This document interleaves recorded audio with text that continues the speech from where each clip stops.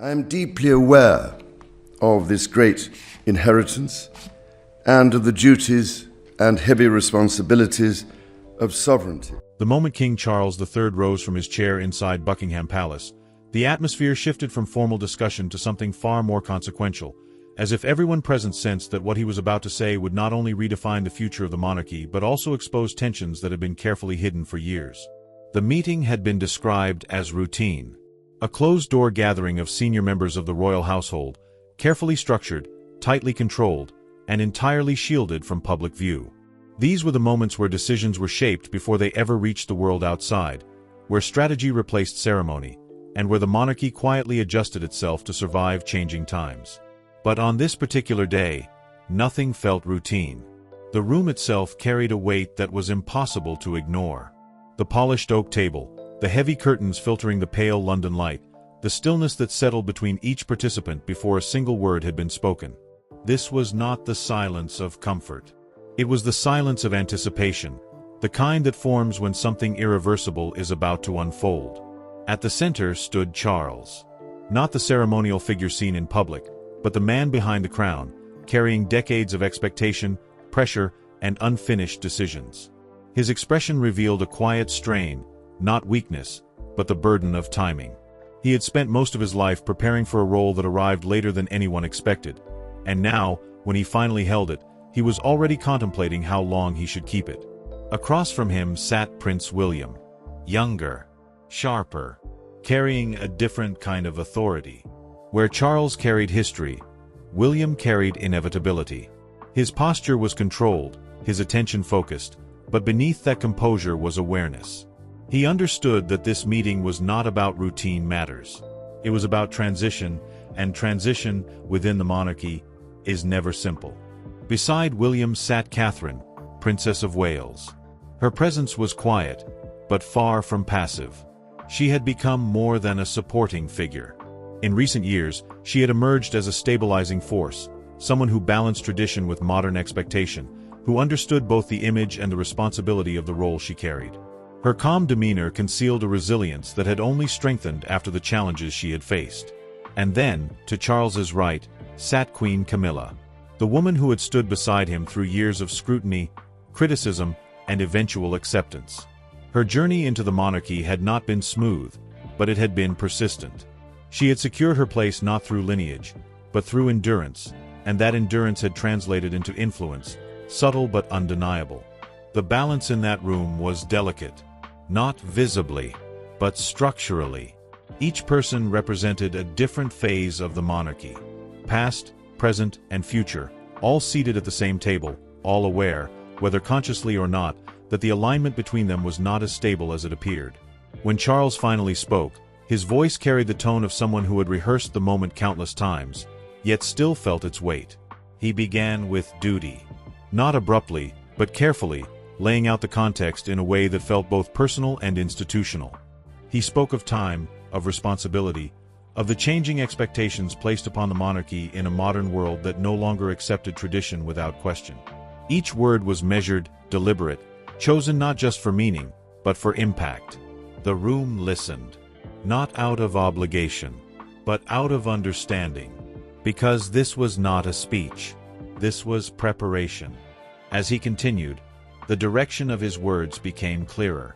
He spoke of renewal, of energy, of the need for the monarchy to remain relevant not just symbolically, but functionally. The emphasis shifted gradually, almost imperceptibly, from reflection to intention, from what had been to what must come next. And then, without raising his voice, without dramatizing the moment, he said it. He was prepared to pass responsibility forward. Not eventually. Not in some distant future. But sooner than expected. The words did not echo loudly. They didn't need to. Because their meaning filled the room instantly. William did not react immediately. His expression remained controlled, but his focus sharpened. He understood the magnitude of what was being proposed. This was not a ceremonial adjustment. This was a structural shift, one that would accelerate the timeline of succession in a way that had not been publicly considered. Catherine's composure held, but her stillness carried awareness. She knew what this meant, not just for William, but for everything surrounding them. The scrutiny, the expectation, the pressure that would follow such a decision would not be gradual. It would be immediate. And Camilla, for the first time since the meeting began, her expression changed. Subtly, but unmistakably. Because she understood something that others might not have fully grasped yet. This was not just about Charles stepping back. This was about her position shifting with him. Her influence, her role, her place within the structure of the monarchy had been built around his reign. If that reign changed, so would everything connected to it. Charles continued speaking, unaware, or perhaps choosing not to acknowledge, the shift that had just begun to ripple through the room. He spoke of William and Catherine not just as successors, but as necessary leaders for a new phase of the monarchy, individuals capable of carrying forward what he had spent his life preparing for. His gaze rested on them, not as a king, but as a father. There was pride there, but also something else. Relief. The kind that comes from believing that a burden might finally be shared. For a brief moment, it seemed as though the room might accept the direction he was setting. That the transition, though unexpected, would be acknowledged, discussed, and eventually agreed upon. But that moment did not last. Because just as the weight of Charles's declaration settled into the room, just as the future he was describing began to take shape, something shifted sharply, cutting through the calm like a fracture in glass. Camilla moved. Not gradually, not cautiously, but decisively. And in that instant, everything changed. The moment Queen Camilla rose from her chair, the carefully controlled rhythm of the meeting broke in a way no one in that room had anticipated. Because what had been unfolding as a strategic declaration suddenly turned into a direct and highly visible challenge to the authority of King Charles III himself. Her movement was not hesitant. It was precise, deliberate, and timed at the exact point where Charles's proposal had reached its most critical moment, ensuring that her interruption would not be perceived as confusion, but as opposition. The sound of her chair shifting against the polished floor echoed louder than it should have, cutting through the silence and forcing every eye in the room toward her. Charles stopped speaking, not because he had finished, but because the moment had been taken from him. Camilla did not look at anyone else in the room as she stood there. Her focus remained fixed entirely on Charles, her expression no longer softened by public composure, but sharpened into something far more controlled and far more revealing. The warmth that usually defined her presence had disappeared, replaced by a cold clarity that suggested this was not an emotional reaction, but a calculated decision. "Your Majesty," she began, her tone steady but carrying an unmistakable edge. "This course of action requires far more consideration than what has just been presented." The wording was careful, respectful on the surface, but unmistakably resistant underneath. A visible tension spread across the room, not dramatic, but deeply felt by everyone present. Senior aides shifted slightly, their attention moving rapidly between Charles and Camilla, understanding immediately that this was no longer a private alignment of strategy, but the beginning of a conflict that could not remain contained if it escalated further. Charles remained standing. For a brief moment, he did not respond, as if processing not the words themselves, but the fact that they had been spoken at all, and spoken in this setting, in front of those who represented the future of the monarchy. His hands rested against the table, his posture still upright, but the calm authority that had defined his speech moments earlier had been interrupted in a way that could not be ignored. Camilla continued. She did not rush her words, and that restraint made them more powerful. "To accelerate a transition of this magnitude," she said, her gaze unwavering, "without fully assessing the external pressures and internal stability of the institution, would introduce risks that cannot be reversed once set in motion." The argument was structured, strategic, designed not to appear as defiance, but as caution. However, the intent behind it was unmistakable. This was not advice. This was opposition.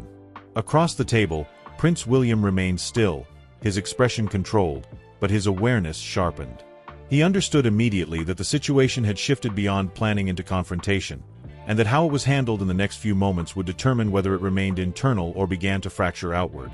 Beside him, Catherine, Princess of Wales, maintained her composure, but her attention had intensified, following every exchange with careful precision. She recognized what was happening, not as a sudden disagreement, but as the exposure of a tension that had likely been building long before this meeting ever began.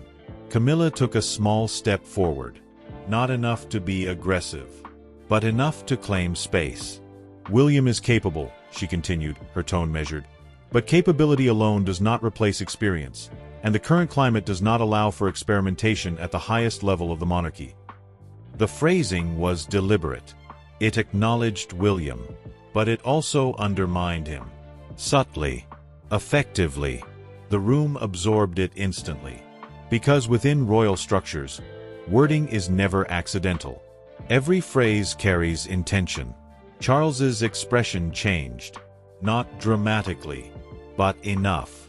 The quiet confidence that had guided his speech gave way to something more complex, something that combined disappointment, realization, and a rising awareness that this was no longer a shared discussion of the future, but a challenge to his authority in defining it. For the first time, he responded.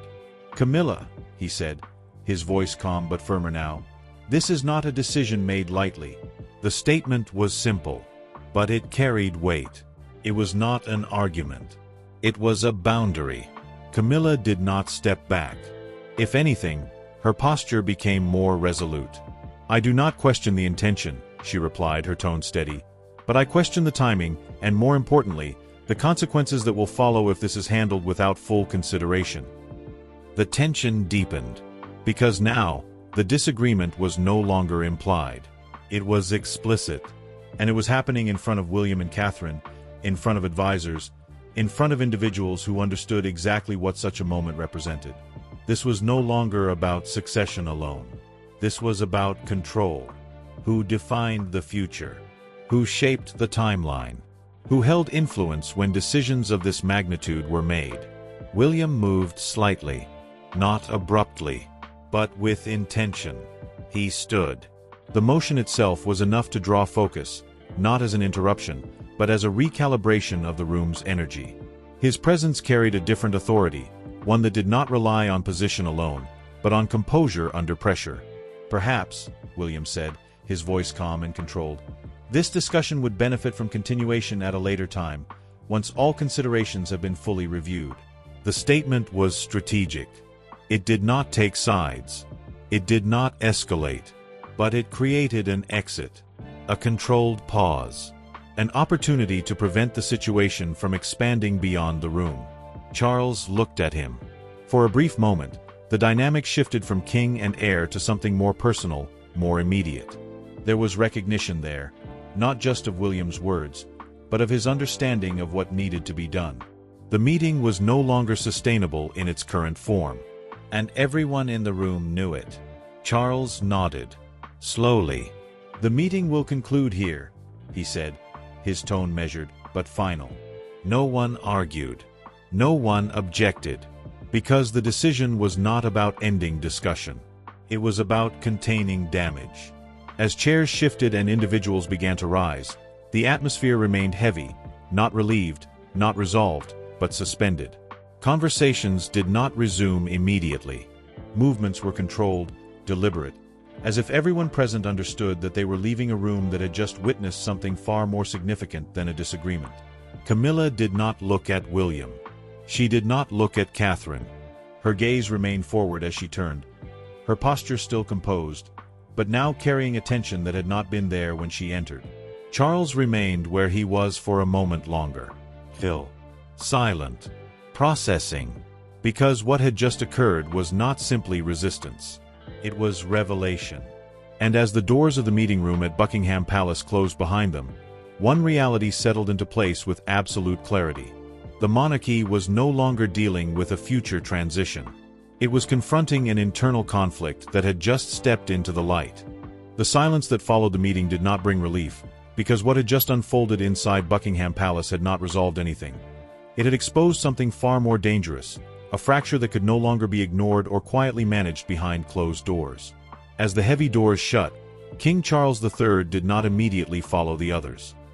He remained standing for a moment, his hands resting against the polished table, his gaze fixed downward as if replaying every second of what had just occurred. The room, once filled with controlled authority, now felt different, almost unfamiliar, as though it no longer belonged to the version of the monarchy he had spent his life preparing to lead. Without a word, he turned and walked out. Not toward the public corridors, but toward his private study. Behind him, Queen Camilla followed, her pace steady, her posture unchanged, but the energy between them had shifted completely. What had once been a partnership, reinforced through years of shared struggle, now carried a tension that neither of them could ignore. The distance between them was small. The divide was not. When the door of the study closed, the transformation was immediate. The formal setting of the meeting had allowed restraint, had enforced composure through the presence of others. Here, that structure no longer existed. The room became something else entirely, a space where authority, emotion, and history collided without the protection of public image. Charles turned sharply. His expression no longer carried the measured calm of a monarch addressing his court, but the raw intensity of a man confronting something he had not expected from the person he trusted most. "You chose that moment," he said, his voice controlled but carrying a depth of anger that had been held back only seconds earlier. In front of them, the words were not shouted. They did not need to be, because what they carried was not volume. It was betrayal. Camilla did not step back. She did not soften her stance. Instead, she moved slightly closer, her gaze steady, her expression composed in a way that felt almost unsettling given the tension in the room. "I chose the moment," she replied, "because it was the moment your decision became irreversible." Her tone was calm, too calm, and that made it more dangerous. Charles looked at her, searching for something familiar in her expression, some trace of the ally he had relied on for decades. Instead, what he saw was resolve, not emotional, not reactive, but calculated, as if she had already accepted the consequences of what she had done. "You undermined me," he said, his voice tightening slightly, the words carrying both accusation and disbelief. "I stopped you," Camilla answered, her voice steady, "from making a decision that would weaken everything you are trying to protect." The room seemed to narrow around them, because this was no longer about how the meeting had unfolded. This was about intention, about control, about who had the right to decide what the monarchy should become. Charles turned away for a moment, moving toward the desk where documents, notes, and personal items lay scattered, remnants of a life that had always been divided between duty and personal struggle. His hands moved slightly, not in uncertainty, but in an attempt to contain the rising tension within him. "You speak of protection," he said, his voice lower now, more controlled. "But what you did was not protection. It was interference." Camilla's expression hardened slightly. "For years," she said, stepping closer, "you have carried the weight of waiting, of being second, of being told when your time would come. Now that you have the crown, you are choosing to give it away before you have truly used it." The words struck deeper than the earlier confrontation, because they were not about the meeting. They were about history, about everything Charles had lived through. He turned back to face her, his expression sharper now, the restraint beginning to give way to something more direct. "This is not about holding on to power," he said. "It is about ensuring that the transition happens in a way that strengthens the institution, not delays its adaptation." "And you believe stepping aside now will achieve that?" Camilla replied, her tone carrying a sharper edge.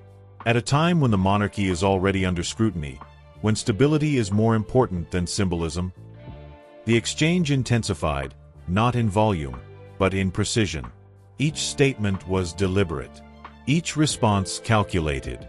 This was not an argument driven by emotion. It was a confrontation driven by opposing visions. Charles stepped closer. "The future of this institution," he said, his voice firm, "cannot be shaped by fear of change. And it cannot survive reckless decisions made in the name of progress," Camilla countered, her gaze unwavering. For a moment, neither of them spoke. The silence between them carried the weight of everything that had not been said over the years, every compromise, every adjustment, every moment where personal understanding had filled the gaps left by institutional pressure. But now, that understanding was gone, replaced by conflict. Camilla moved slightly, her attention shifting toward a set of objects on the desk, photographs, mementos, fragments of Charles's past that had remained private even within the palace. Her eyes lingered there briefly before returning to him, and when she spoke again, her tone changed. It became sharper, more deliberate. "You speak of the future," she said, but the past still defines you more than you admit." Charles's expression tightened, because he understood what she was doing. She was not just challenging his decision. She was leveraging her knowledge of him. "You remember Gordonstown," she continued quietly, her words precise. "The isolation, the pressure, the expectations that shaped you long before you ever came close to the throne." The reference landed heavily, not because it was loud, but because it was personal, deeply personal. Charles's reaction was subtle, but unmistakable. A shift in posture, a tightening of expression, a momentary pause that revealed the impact of what had just been said. "That has nothing to do with this," he replied, his voice controlled, but now carrying a sharper edge. "It has everything to do with this," Camilla said, her tone unwavering, "because those experiences shaped how you make decisions, how you respond to pressure, and how easily you are willing to step aside when you believe it is expected of you." The room felt colder, not physically, but emotionally, because the conversation had moved beyond strategy and into something far more dangerous. It had become personal leverage. Charles looked at her differently now, not with anger alone, but with realization. Because in that moment, he understood something he had not fully acknowledged before. This was no longer a disagreement between partners. This was a conflict between interests, between roles, between visions of control. He turned away again, walking slowly toward the armchair near the window, lowering himself into it with a controlled movement that carried more authority than any raised voice could have. When he spoke again, his tone had changed. It was quieter, but far more decisive. "This discussion is over," he said. Camilla did not respond immediately. She watched him, studying the shift in his posture, the change in his tone, the absence of negotiation in his words. For the first time since the confrontation began, there was a pause in her certainty, because something had changed, not in the argument, but in him. He was no longer reacting. He was deciding. The silence stretched between them, but it was no longer uncertain. It was final. And as the weight of that realization settled into the room, one truth became impossible to ignore. The fracture that had begun in the meeting room had now deepened into something far more permanent, and neither of them could reverse it. The moment the internal shift began, it did not announce itself with headlines or public statements.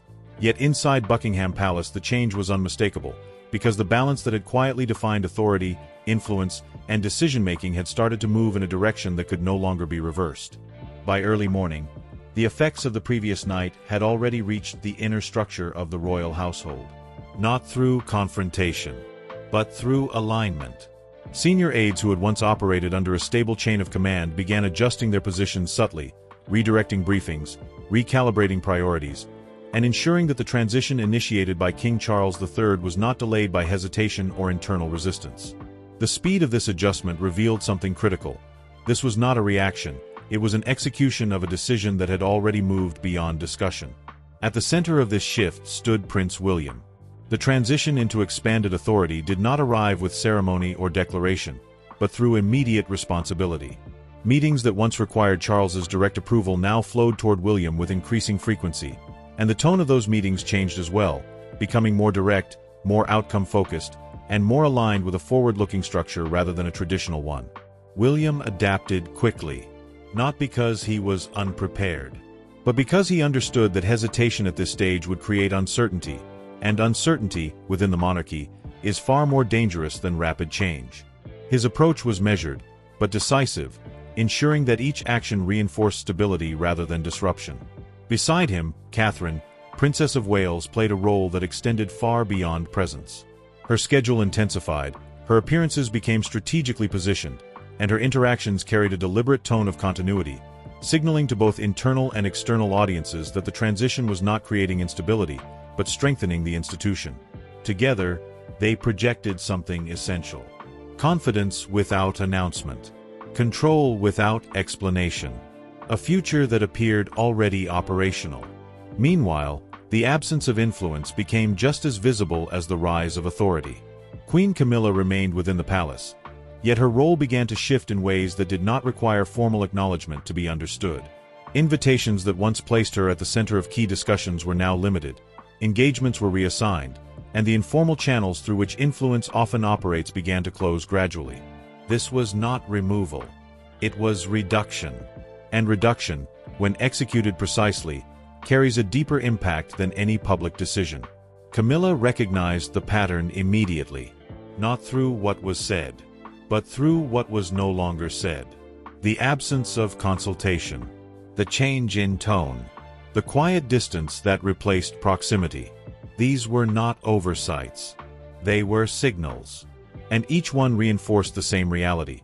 Her position within the evolving structure of the monarchy was no longer aligned with the direction being set. Across the palace, the staff adjusted with disciplined efficiency. Their movements remained smooth, their expressions neutral, but their awareness heightened. Conversations became more careful, decisions more structured, and interactions more deliberate, reflecting an understanding that the institution was undergoing a shift that required precision at every level. Because when change occurs at the top, it cascades downward, and every level must adapt. Beyond the palace walls, the outside world began to sense it, not through official announcements, but through observation. Subtle changes in positioning during appearances, differences in who led engagements, variations in tone during public addresses, all of these details combined to form a pattern that could not be ignored by those who followed the monarchy closely. Speculation began to form, quietly at first, then with increasing clarity. Something was happening, something deliberate, something that had not yet been explained. Inside the palace, that explanation was already understood. For Charles, the decision had moved beyond reflection into execution. He continued his duties, maintained his public presence, and fulfilled his role as sovereign, but the way he operated had changed. His involvement became more selective, his focus more strategic, as he positioned himself not as the central force of long-term leadership, but as the figure ensuring that the transition he had initiated would be completed without disruption. It was a shift that required discipline, because it meant stepping back without appearing to step back, maintaining authority while redistributing it, and doing so in a way that preserved stability above all else. For William, the weight of that transition became fully apparent as the days progressed. Every decision carried greater consequence. Every action carried greater visibility. Every interaction contributed to shaping how the monarchy would be perceived in its next phase. This was no longer preparation. It was performance under pressure.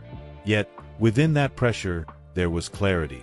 Because the direction had been set, the hesitation removed, the path forward defined. As the week continued, the internal alignment strengthened. William's authority became more established, Catherine's role more central, Camilla's influence more contained, and Charles, while still the reigning monarch, became the architect of a transition that was now unfolding in real time. Standing once again within the grand corridors of Buckingham Palace, William paused briefly, observing the movement around him, the quiet efficiency of a system adapting to change, the subtle signals that confirmed what had already become reality. The monarchy had not announced a new era, but it had already entered one.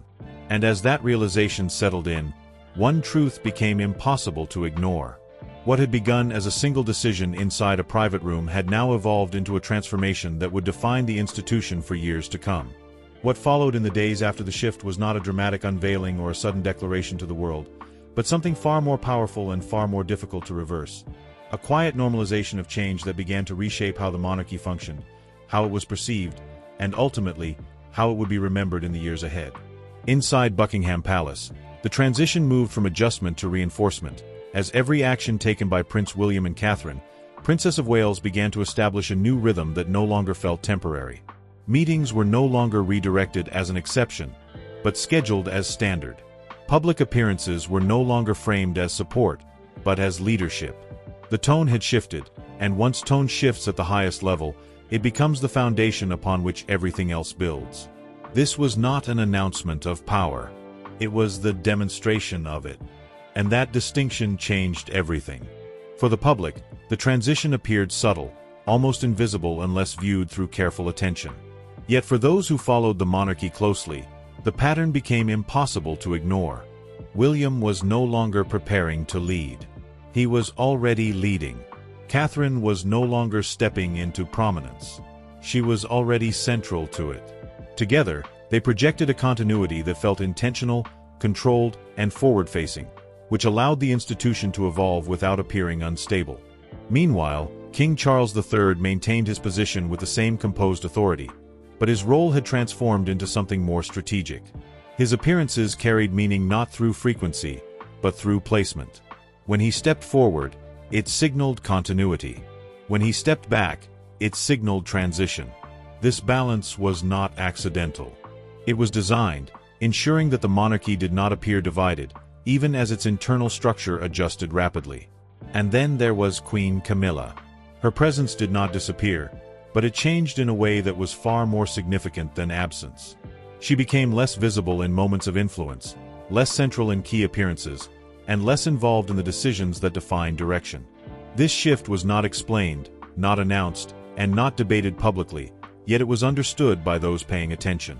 Influence, once reduced, does not require acknowledgement to be felt. This was how the monarchy protected itself, not through confrontation, but through recalibration. As the external narrative continued to develop, media outlets began to piece together the pattern, analysts started to interpret the changes, and commentators cautiously explored what this might mean for the future of the crown. Yet without official confirmation, everything remained framed as observation rather than declaration, which allowed the institution to retain control over how the story evolved. Because in the monarchy, control is not about denying reality. It is about defining when and how that reality is revealed. For William, the transformation reached its most defining moment not during a meeting or a decision, but during a public appearance that seemed, on the surface, entirely routine. Standing before a crowd, acknowledging their presence, responding to their energy, he felt something shift internally that confirmed what had already been happening externally. This was no longer transition. This was responsibility. The weight of it was not overwhelming, but it was constant, present in every movement, every word, every expectation placed upon him. Yet within that weight, there was clarity, because the uncertainty that had once surrounded the timing of his role had been removed completely. The future was no longer approaching. It had arrived. Behind him, within the structure of the palace, the system continued to adapt, refine, and reinforce the direction that had been set. Each day added another layer of stability, another indication that the change was not temporary, but permanent. And with each passing moment, the likelihood of reversal became smaller, until eventually, it disappeared entirely. This is how institutions evolve. Not through sudden transformation, but through consistent, irreversible steps that redefine normal without announcing that it has changed. Now the question is no longer whether this shift will define the monarchy, but how it will shape everything that follows. Will this carefully controlled transition strengthen the institution and secure its future, or will the tensions that led to it resurface in ways that are even more difficult to manage? Because what we have just witnessed is not simply a story about power. It is a story about timing, control, and the silent decisions that shape history long before the world is told. So tell me what you think. Was this the right moment for Prince William to step forward, or do you believe King Charles III should have held control longer to stabilize the institution?